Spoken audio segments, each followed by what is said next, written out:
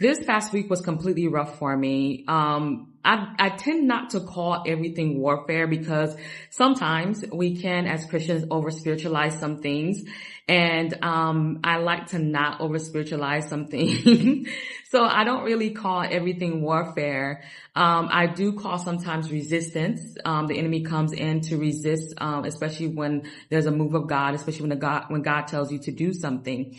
And this past week, there was a bit of resistance. And I think the Lord also wants to show his hand mighty and powerful, in our lives in some way. So this past week, was rough, because the money that was donated to the organization nonprofit in order to start, training Christian doulas on the 16th, that money was refunded back to all donors by the website because they said that, it was a level of risk that they could not support without providing any details in regards to why it was a risk.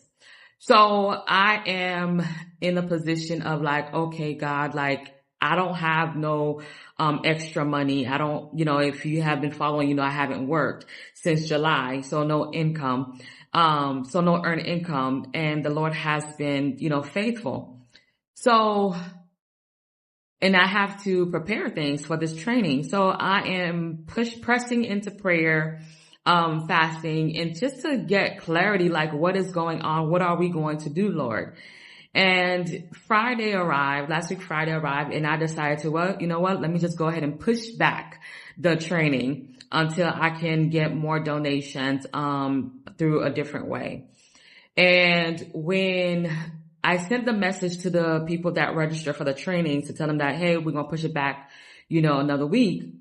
I laid in bed, and the scripture that came to mind was the scripture where the disciples were in the boat. I believe it's in Matthew.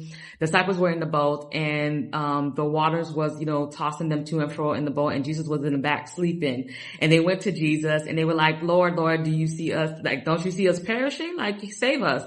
And Jesus said, oh, ye of little faith. So that's the scripture that kept playing in my mind. And I picked up my phone, and I saw an alert that said we got a donation, from someone that was sufficient to pay for the tables, to pay for, chairs, to pay for the manuals printing out and stuff like that.